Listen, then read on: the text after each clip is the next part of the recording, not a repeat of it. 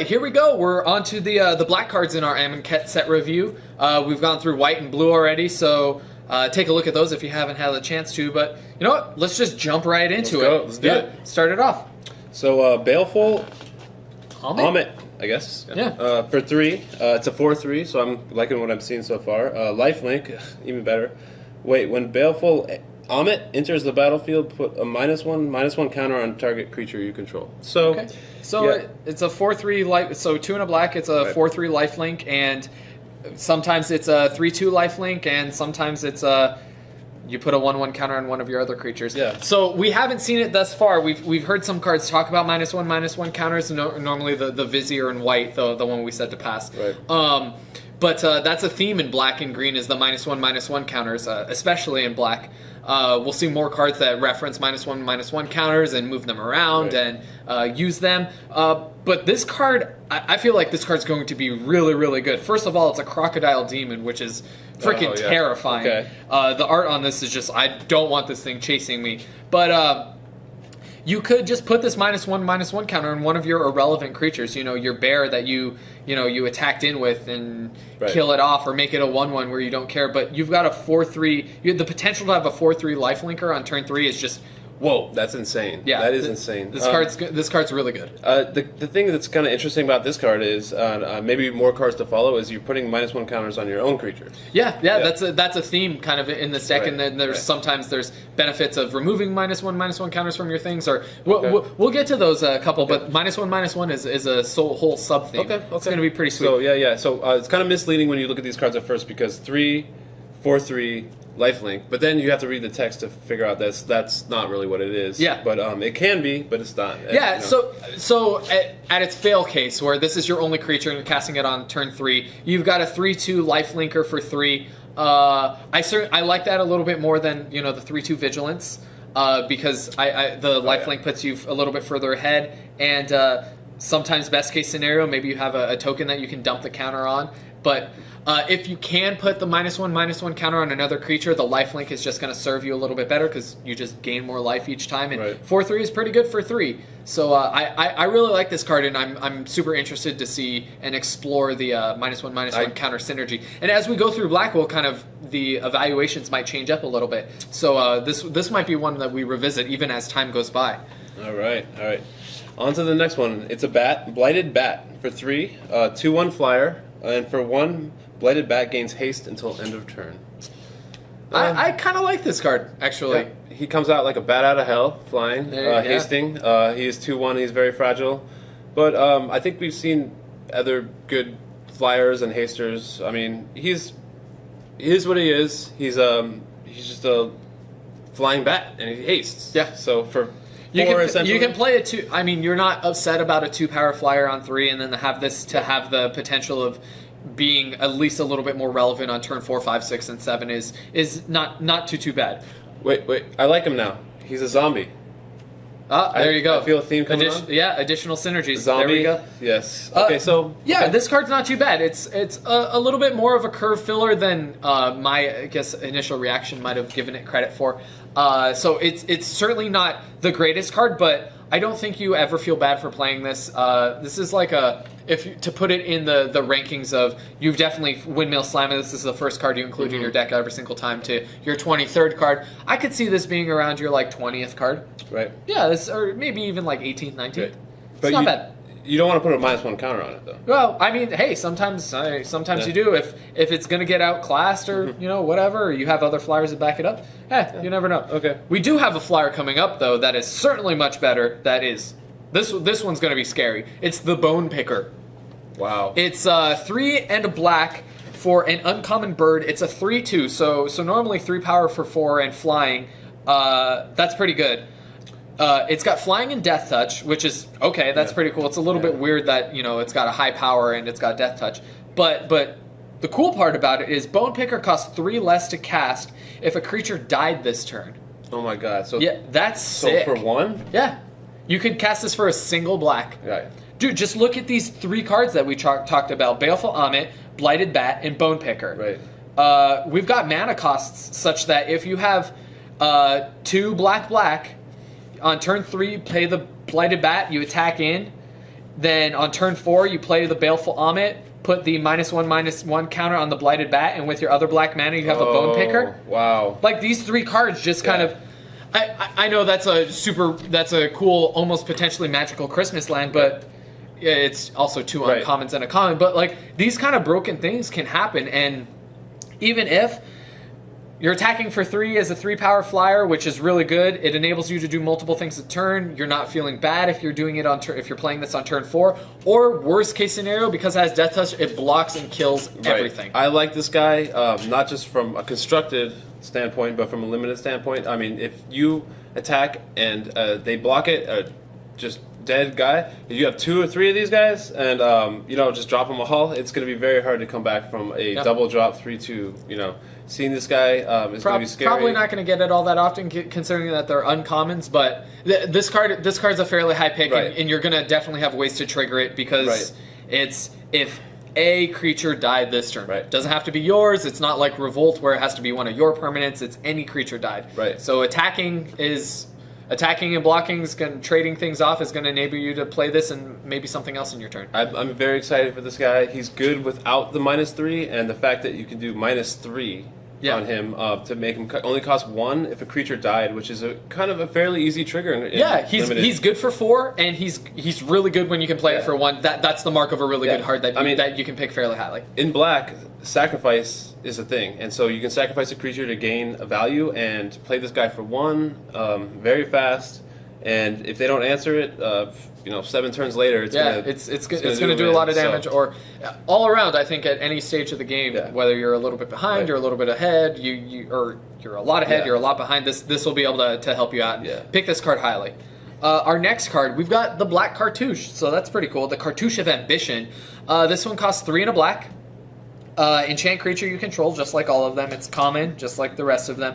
When Cartouche of Ambition enters the battlefield, you may put a -1/-1 counter on target creature, and enchanted creature gets +1/+1 in lifelink. Wow, okay.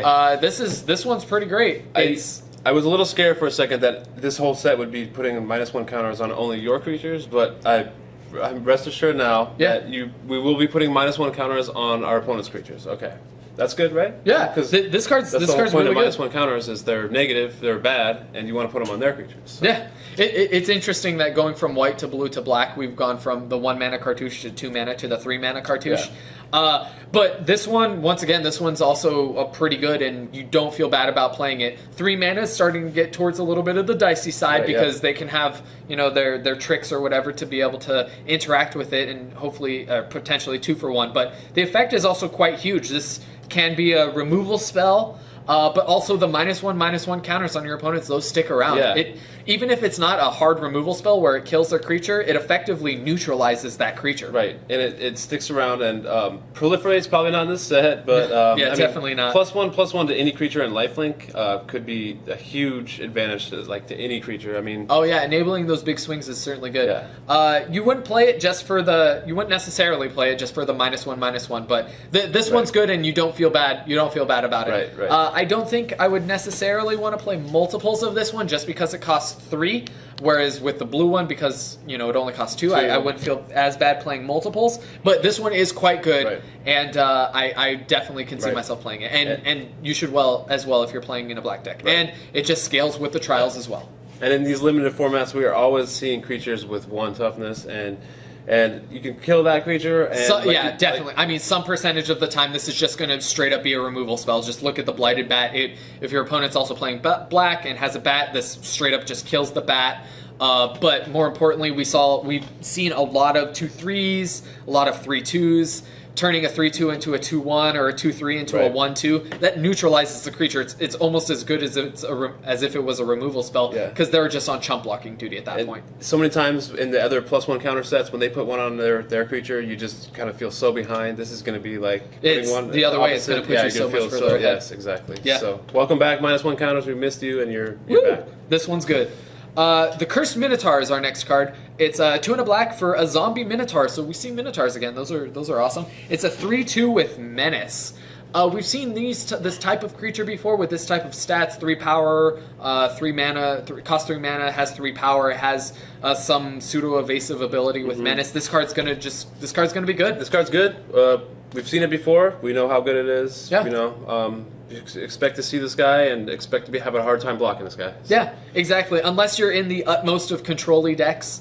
And I mean the utmost of control decks. I feel this kind of slots into your average black deck pretty much all of the time. Yeah. It's an average card, or maybe ever so slightly above the average creature card, but it attacks really well. Yep, it's a zombie. It's a good power and toughness ratio for the mana cost, and it's got evasion. So. Yep, exactly. So you pick it up and you don't feel too bad about it, unless I guess you're in all spells, but I don't think that's black. You pick it up with a smile on your face. Yep, exactly.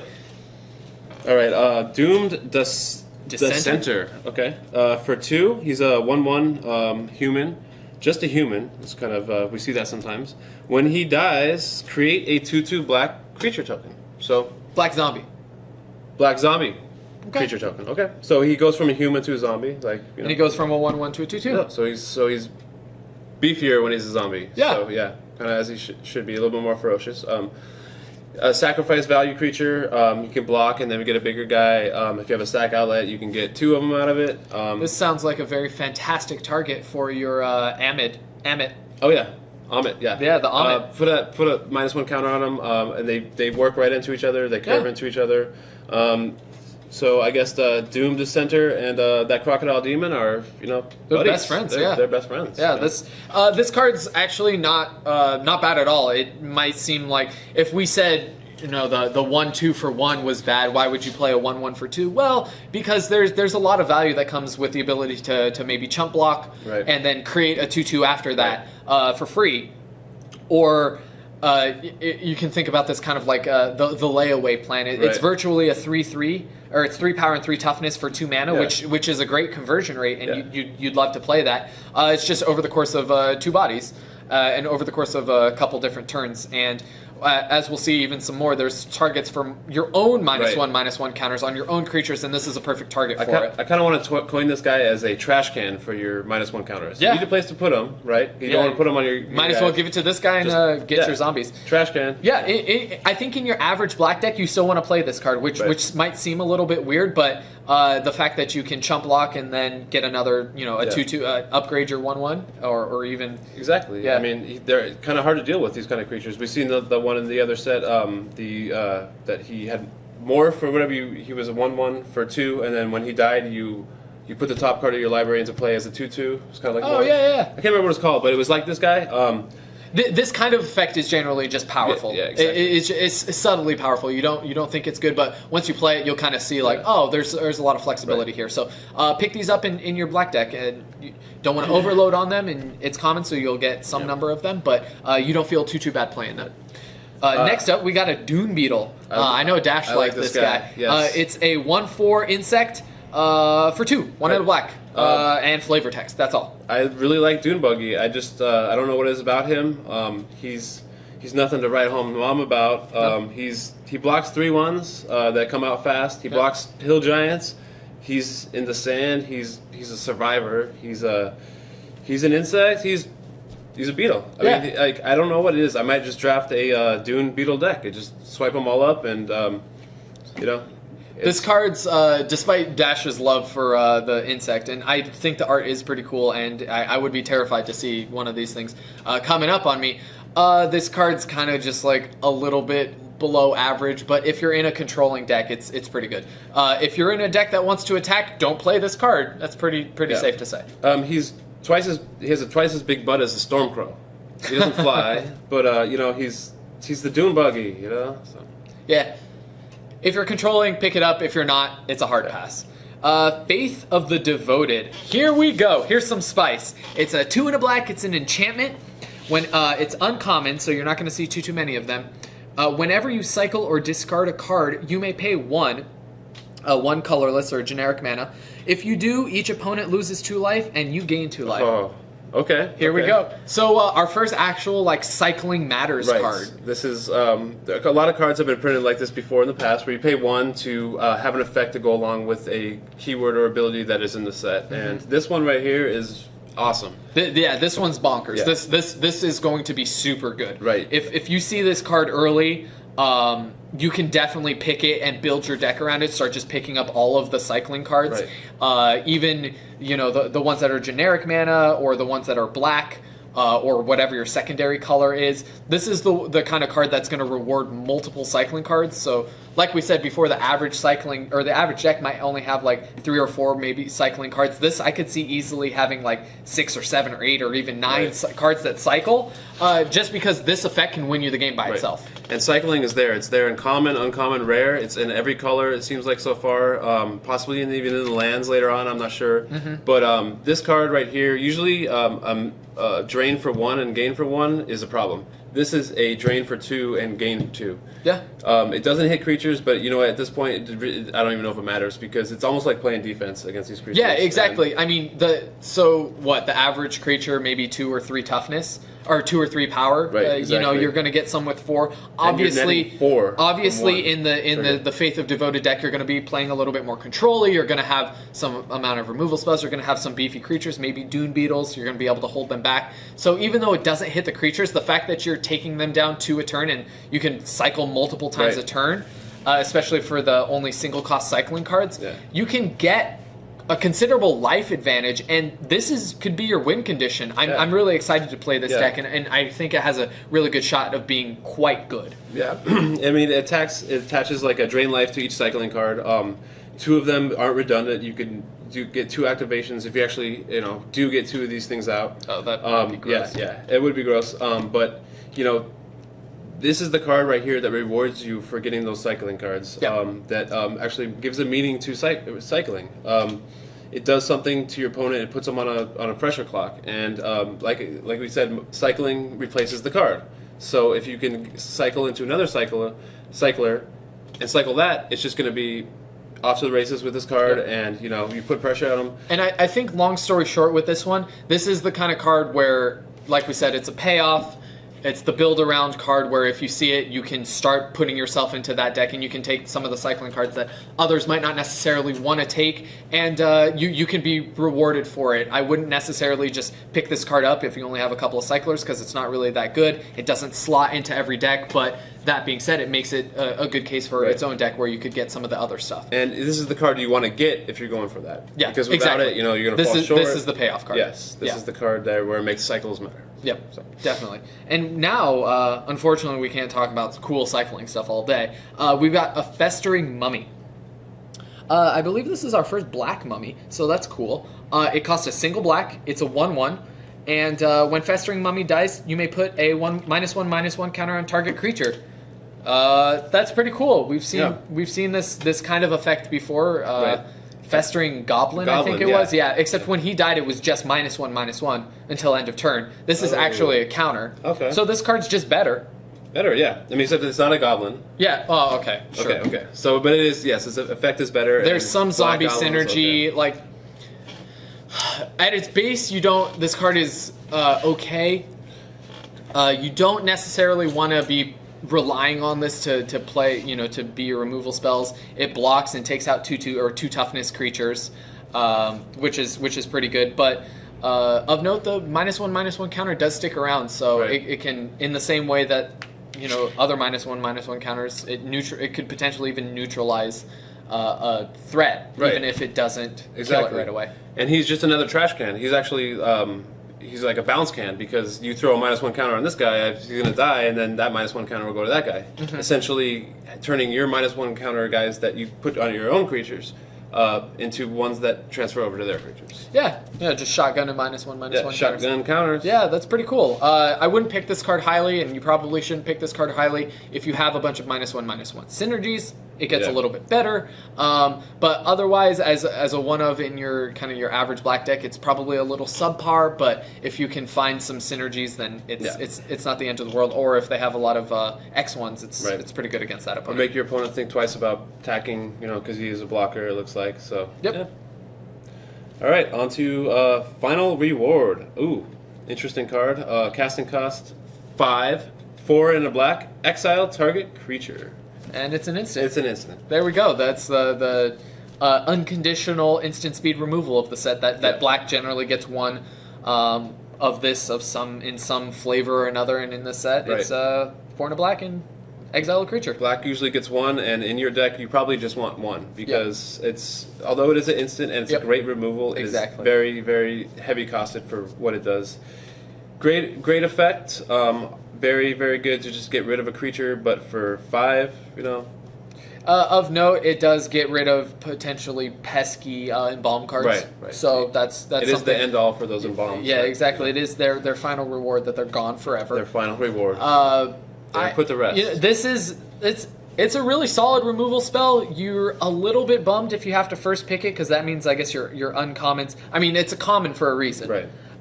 That means your uncommons are a little lackluster. Right. But you will have that removal, that seal their fate for that creature and just get it out of the way. You probably, if you're in black, you probably want at least one of these and possibly even 2 if you're very controlling and you can bridge the gap to that late game. Yeah. So that brings us to Gravedigger. This is a spicy one. It's 3 and a black for a 2/2 zombie at uncommon. And we've seen Gravedigger before. When Gravedigger enters the battlefield, you may return a creature card from your graveyard to your hand. This is going to just be pretty sweet. It just provides value. The 2/2 body for 4 is super unexciting, but the fact that you can get back any creature is just going to be so good. Well, the zombie is back. It's Zombie Matters now. You can chain the Gravedigger, get him back. If you happen to get multiple that being uncommon. He's an uncommon now. But still, he'll get you back another Gravedigger if you're lucky enough, or another creature. Basically, just draw another card. He's a 2/2 body, a little bit expensive, but the fact that you get something back in anything, later on in the game is awesome. Yeah, you definitely always play this card. We've seen creatures that have cycling on them. You cycle your creature, you play a Gravedigger, you get it back. If you feel really bad about having to cycle your bomb, you get it back with Gravedigger. It's pretty cool. If you're in black and you have the ability to pick a Gravedigger, pretty much all the time you pick Gravedigger. Because it's just that good. I think so. That's why they put him at uncommon, because they realize his power, and especially in multiples. Oh, definitely. And if you happen to get more than 3 or 4 of these guys, it's just going to be it's going to be a tough wall to get past. I mean, Hey, I guess you never know. You never know. Yeah, this card's just that good. You do want multiples if you can't get them because of the effect of just being able to chain things together, or just even being able to use it one time. Super good. That brings us to our next card. It's a horror. It's the Grim Strider. It's 3 and a black for a 6/6. That seems way above curve. But the little caveat is Grim Strider gets -1/-1 for each card in your hand.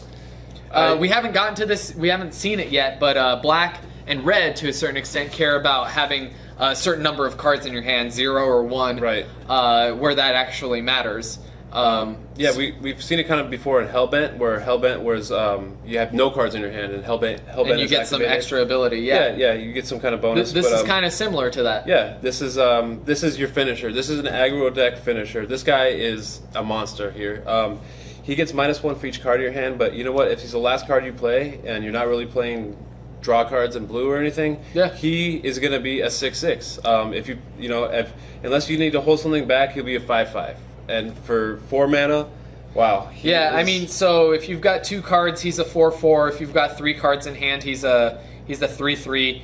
So, I mean, that's still not the end. That's not the end of the world. Right. So a potential, you have to have always 3 or less cards where you're really not too upset about it.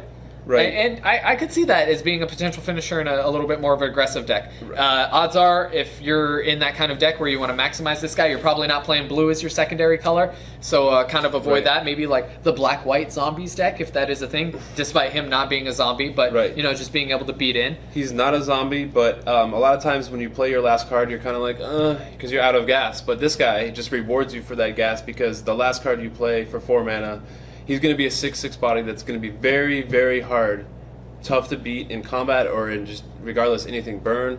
For 4 mana, and a lot of times you were just going to swing for 6. You draw a land after you play that land, swing for 6, and just he's going to hurt. And if you play multiples of this guy, like they're all going to be 6/6s every time you play him and top deck and drop him. This guy is a beast. Watch out for him. Actually, sorry, he's a whore.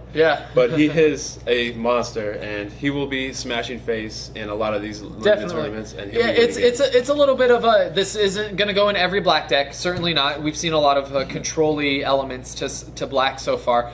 But if you're in an aggressive deck, you want to play this one as your kind of top end, which isn't all too bad. Yeah, so, he does fit in certain decks, but in the right deck, he is going to be an all-star. Yeah. So I would highly pick this guy and just go aggressive. And if you can get multiple ones, you have a top end card right there at 4 mana, and then you're done. Yeah, that's all you. Speaking of an all-star, though, this next card, the Horror of the Broken Lands, we've got yet another horror.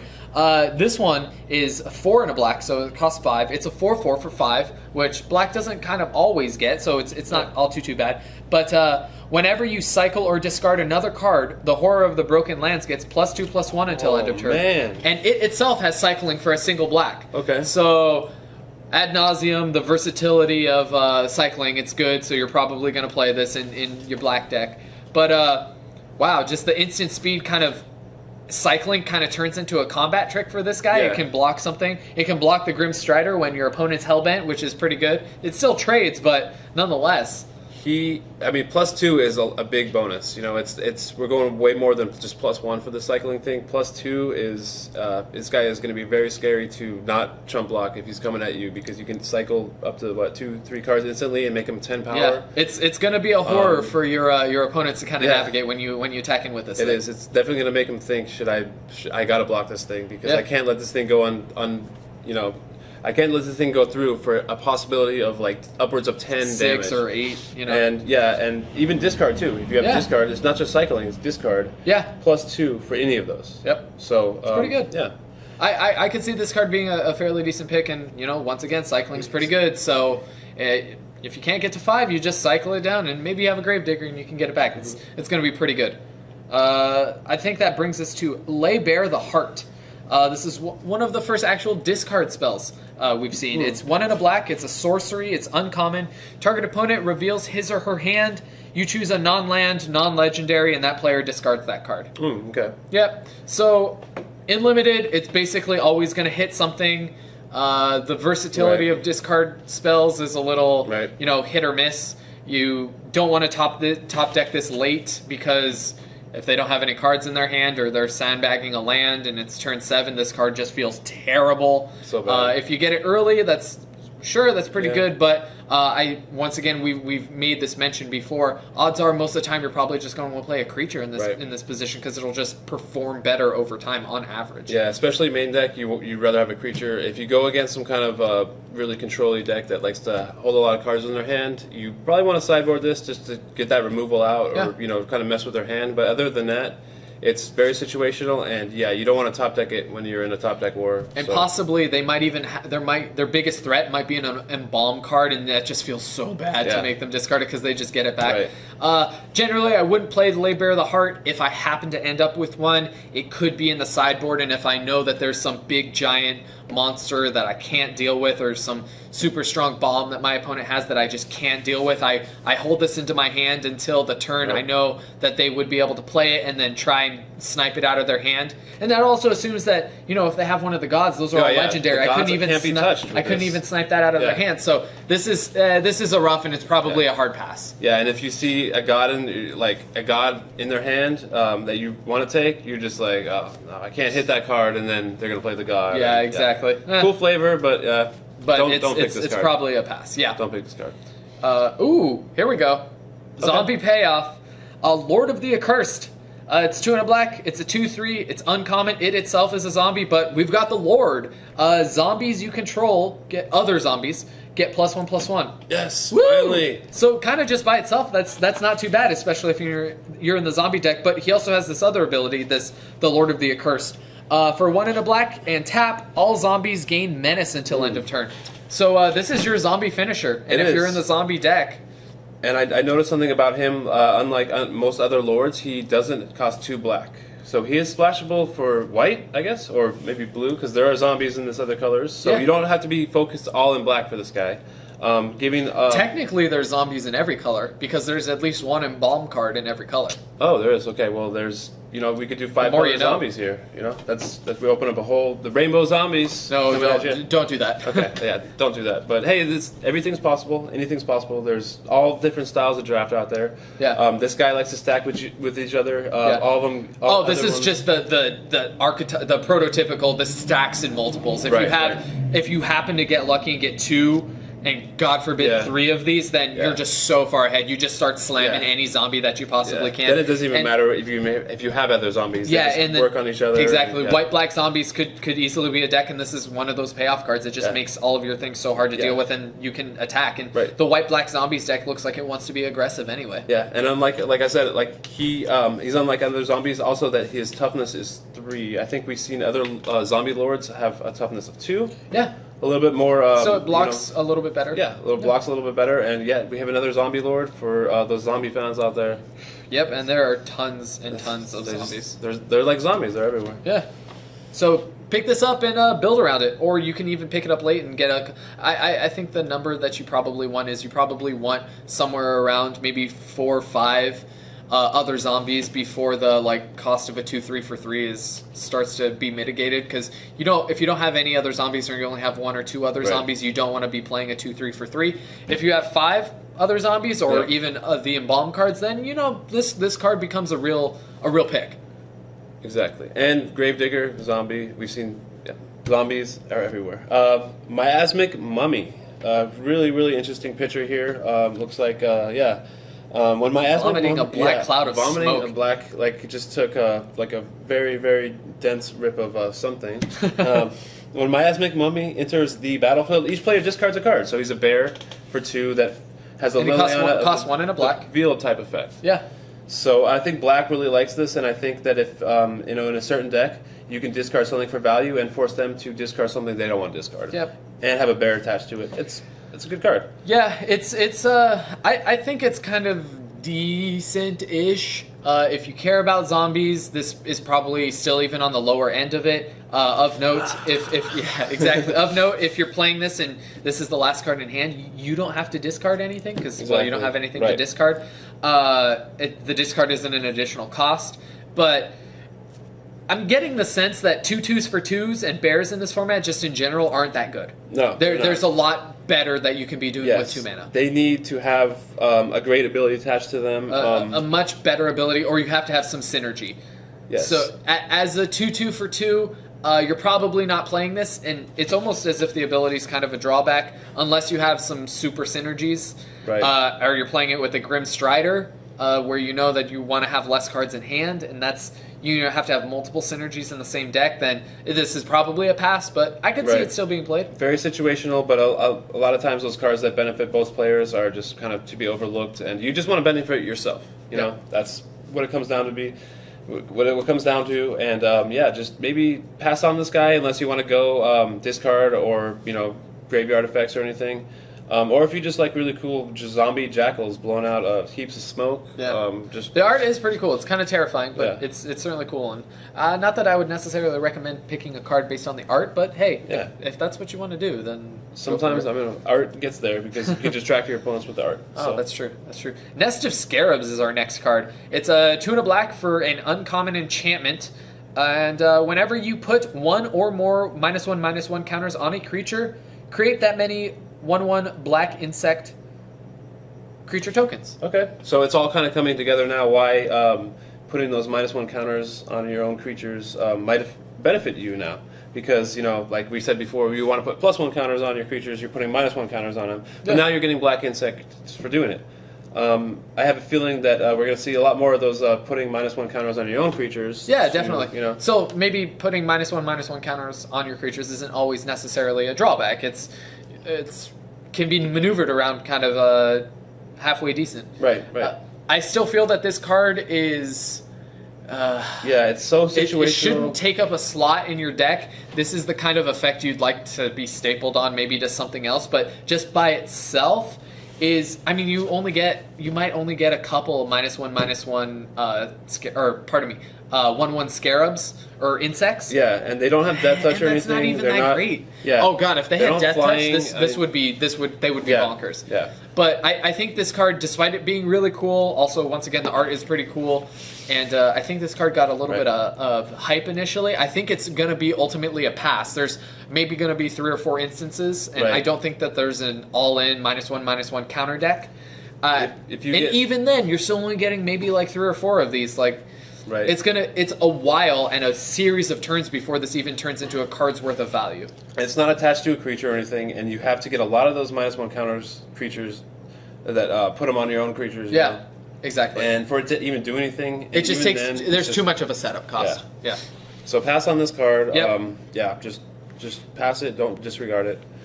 Painful lesson. Okay, so 2 and a black. Target player draws 2 cards and loses 2 life. So this is a little bit more of a splashable sign in blood, and you can actually do it to your opponent, and for the last 2 damage. Yeah, if they're at 2. It doesn't cost 2 black, which I kind of like because it's splashable. The downside to sign in blood is it's a good card for 2, but it costs 2 black, and it's very hard to splash that card. It's a mono black card. This one is splashable, albeit it costs 1 more. It's okay. It's a little bit more gas. It does cost 2 life, but you can also do it to your opponent. Maybe 1 or 2 of these for a filler if you need a little more gas. But you want to play, oftentimes even in controlling, or this is not even all the end of the world in like a too much of an aggressive deck if you want to fill up your hands. Right. It's not that bad. You don't mind losing the 2 life. That's the price you pay for black card draw. Yes, that's since the days of Necropotence, and even read the bones, scrying 2 and then drawing 2, much more powerful. You also lose 2. Sometimes it's hard to play on turn 3 when you should be playing a creature. Yeah.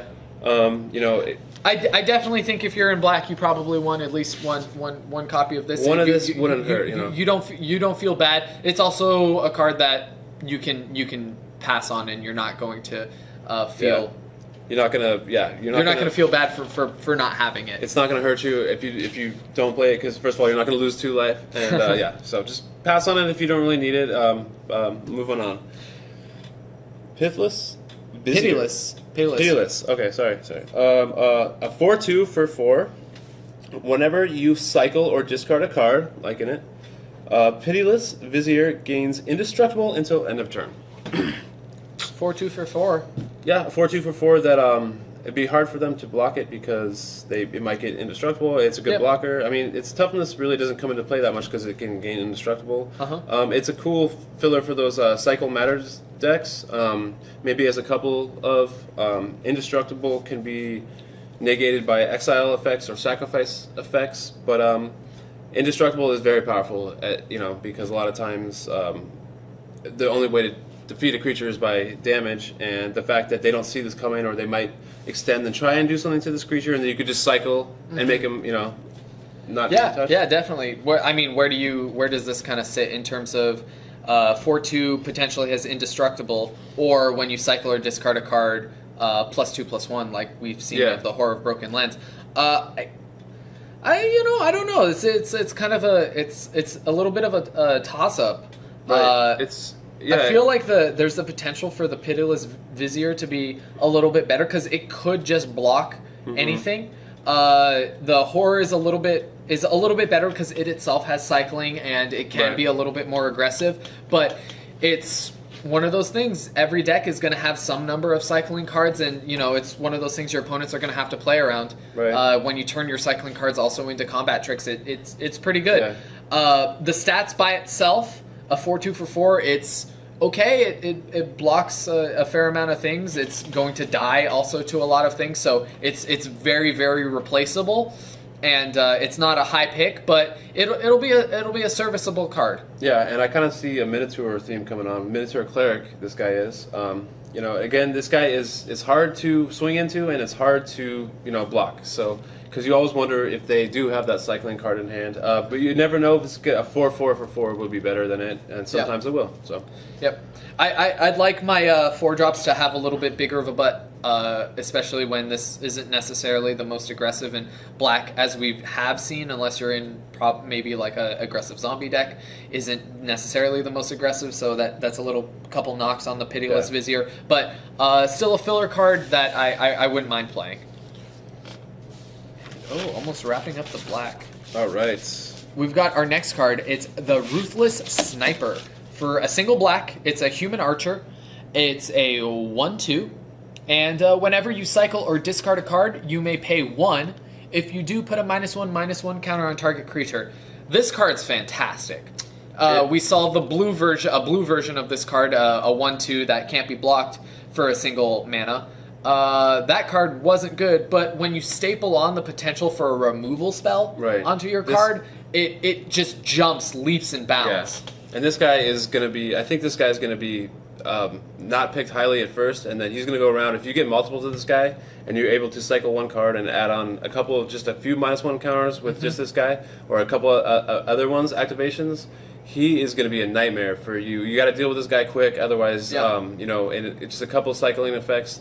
You could do it instantly. Just put on those -1 counters. It's going to be very hard to to even stick a creature against this guy.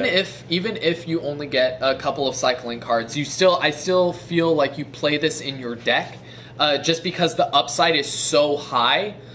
If you only have maybe 2 or 3 or 4 cycling cards, you might only want to play one of this card. But when you have 5 or 6 or 7 playing multiples of this, like Dash was explaining, but because it's a -1/-1 counter, that effect sticks around for the duration of the creature being alive.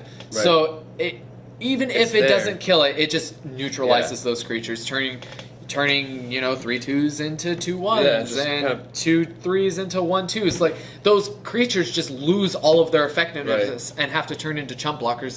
That's just where you want to be. And I'm kind of seeing a theme here that the cycling matters is really powerful in black, and we've seen kind of the later ones have those cards, and this guy's an early one. So if you can have all that value in there, starting with this guy. The cycling one card could get you so much value and help him bridge the gap. This is going to be a fairly high pick. He's an uncommon, so you're not going to be able to see too many of the Ruthless Sniper. But when you do, you definitely want to pick that up, because that effect is just gonna serve you well. It's going to serve you well. It makes combat a lot better. And instant speed, the fact that you can cycle at instant speed and instant speed -1/-1 counter. There's so much versatility with cycling and these types of effects that I could just go on and on and on. I mean, it can't be countered. This ability is going to stick. Also, you don't have to. You can first pick this guy, not going the cycling only deck. And just like and you still get value out of it. Yeah, this would be a high pick, and it should be a fairly high pick. And onto Scarab Feast. So this is our second instances of Scarabs. It's a single black. It's an instant. Exile up to 3 target cards from a single graveyard, and it has cycling for a single black mana. I like it. I like it. It costs 1 and it cycles for 1, but I don't know how much it's going to matter in this format going against a non-embalm deck or anything. In other formats, I know is going to love this card, where people abuse the out of graveyards. Yeah, this could be have a much higher ceiling in some of our constructed formats, but. We have Embalm in this set, so you could just snipe some, and it's up to 3, so you don't have to hit 3 things.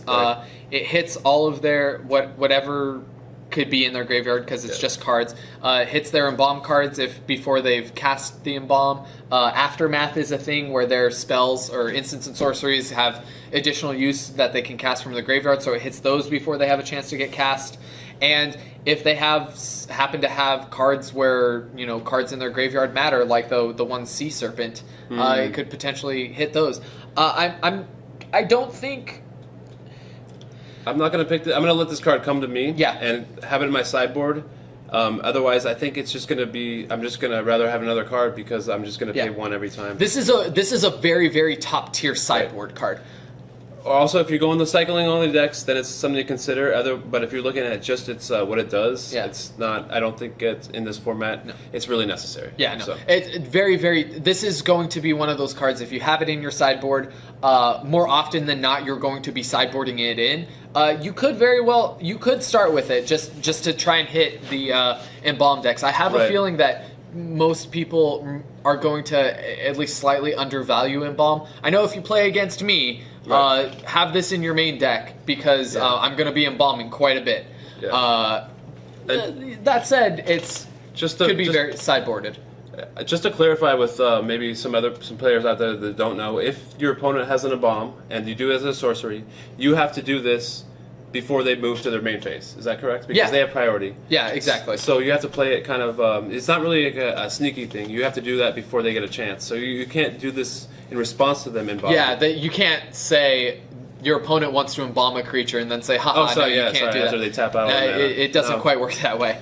You have to do it before they even have a chance to embalm, and you embalm at sorcery speed. Yes, and I think that's why maybe this card, is just going to sit in the sideboards, if that. Yep. So. Yeah. Card that won't sit in sideboards, the Soul Stinger. 3 and a black for a 4/5, so we know some spicy is going to be coming in this text box because they don't just give us that value for 4. When Soul Stinger enters the battlefield, put 2 -1/-1 counters on target creature you control. Notice it's not a may, you have to put them. Right. And when Soul Stinger dies, you may put a -1/-1 counter on target creature for each -1/-1 counter on Soul Stinger. There's a lot to unpack here. Okay. Well, it's not a zombie, unfortunately. So, much like our Amonkhet, you can put this one, instead of 1, this one comes with 2. You can put it on one of your other creatures that you don't care about, and you have a 4/5 for 4. Right. That's great. You can put it on the Soul Stinger. Of note, you can't divide them. It has to go on, the 2 counters have to go on a single creature. Okay. Even if it ends up killing the creature, or on the Soul Stinger, you can't split them up. So you either have the option of having a 4/5 for 4, or you can have a 2/3 for 4, which is really unexciting, but that means when the Soul Stinger dies, those 2 -1/-1 counters move over to another one of your opponent's creatures and become a removal spell. So he's one of those really big festering mummies. Yeah, I mean, you want to trash can for this guy. Also, if they have a way to, they're going to think twice if they are trying to kill this guy with -1 counters, because if they do put the full 5 counters on him to kill him. Yep. 5 counters move over to one of your opponent's creatures. Yeah, exactly. So he's basically like a die kill.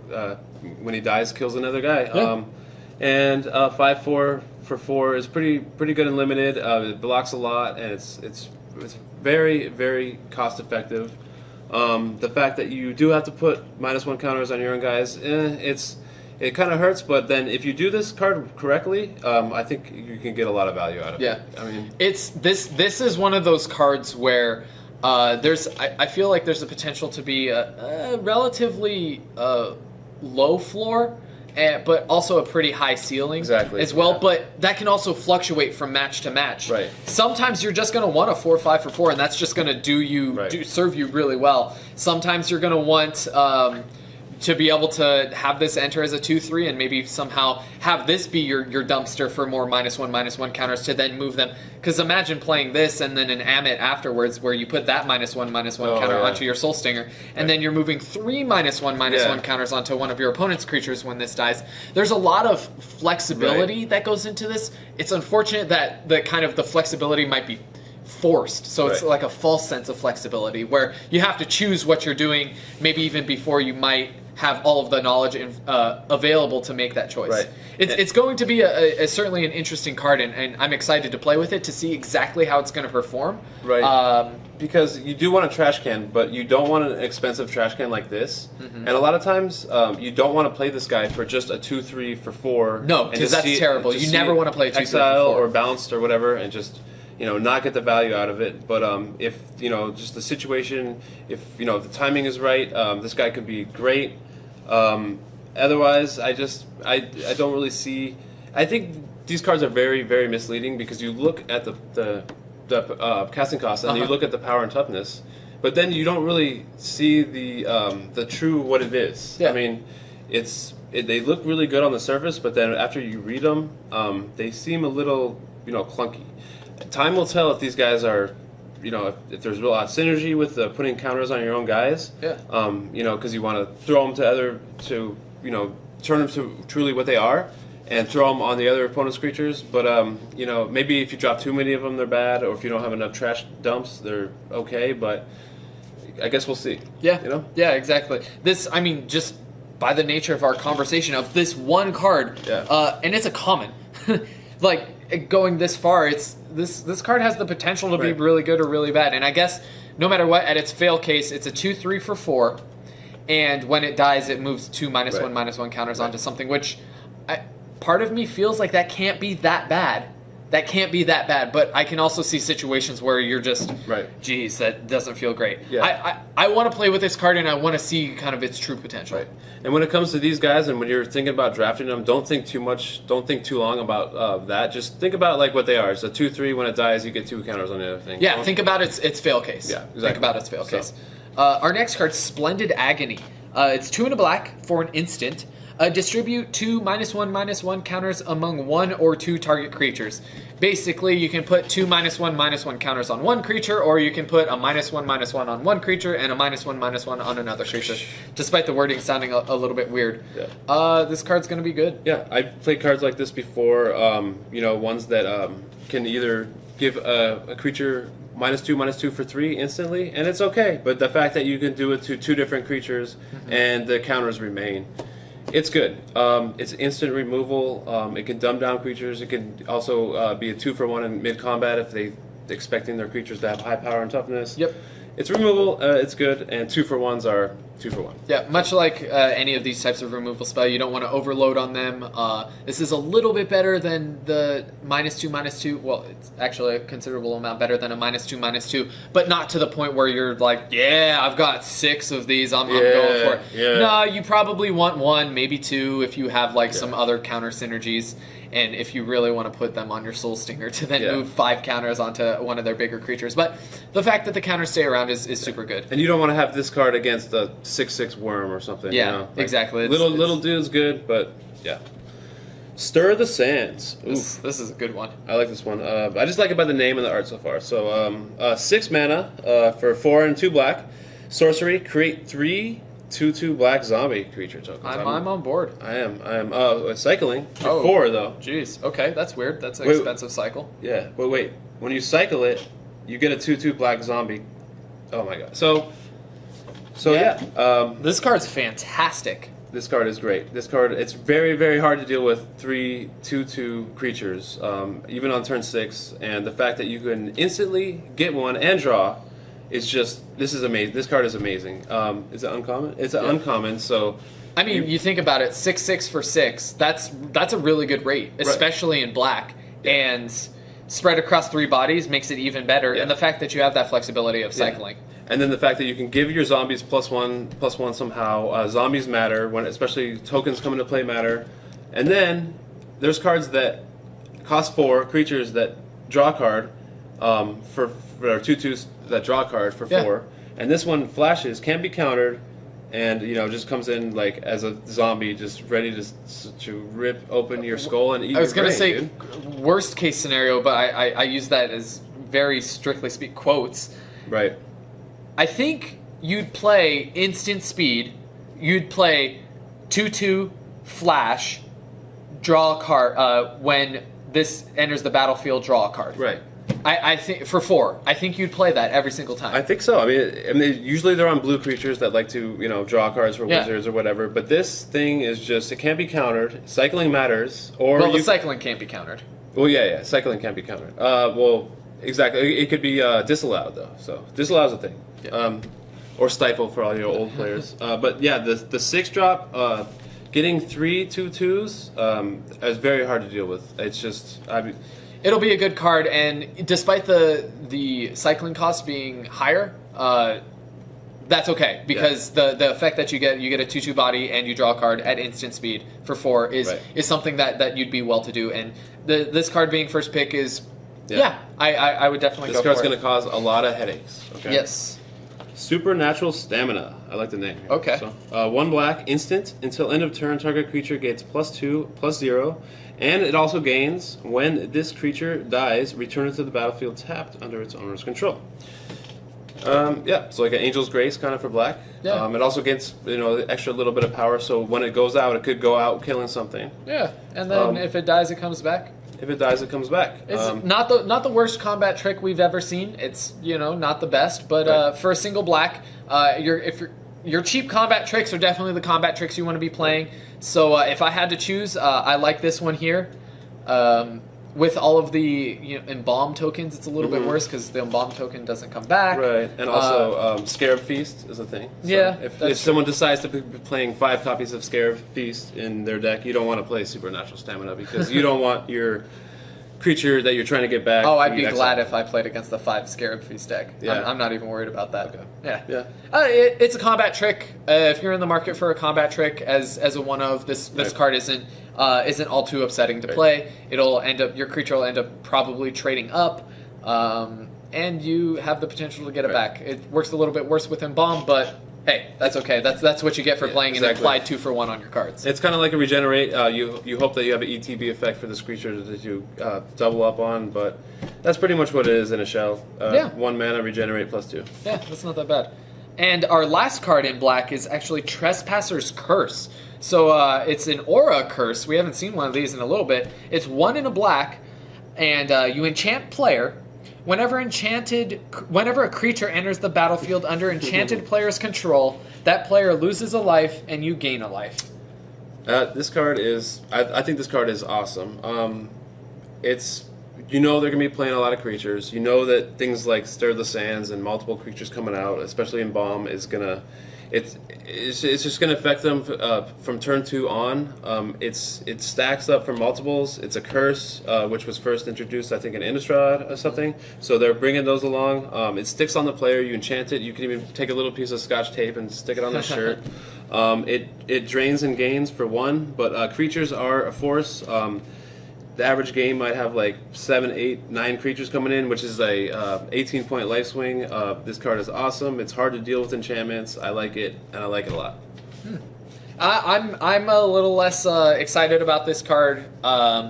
If you know that they're playing a bunch of tokens or ways to create tokens, I guess it gets a little bit better. But at least for me, I think just the 1 each way is a little bit rough. And I mean, if you think about it, they play a 2/2 and they just attack with the 2/2. They've kind of already eaten up your bank of life points that you've gained. Then again, if you have multiples and maybe ways to kind of stem the tide, and maybe if you combine this with the in Cycling Matters, the Forbidden, where when you cycle a card and pay an additional, you drain for 2. Right. It is. Yeah, I could see some janky thing happening. I like this kind of card. It does have its weaknesses because you're kind of relying on them to be playing a certain deck for it to really shine, and you really want multiples. You don't want to top deck this late in the game when you're trying to deal with like a creature, because it's not going to do much from there on out. But yeah, turn 2 from on seems very scary. Just a way to gain life whenever they do something. Every creature they play is going to be hurting them and gaining you, and yeah, it doesn't do anything to the board, but it. The fail case for this though is imagine you draw this on turn 7. Yeah. Exactly. You just feel terrible. Yeah, exactly. I mean, if you know that you had a way to be able to get this into your hand on turn 2, which is why I'm a little worried about these kind of effects, where if you draw it late, it feels so bad. But I don't know.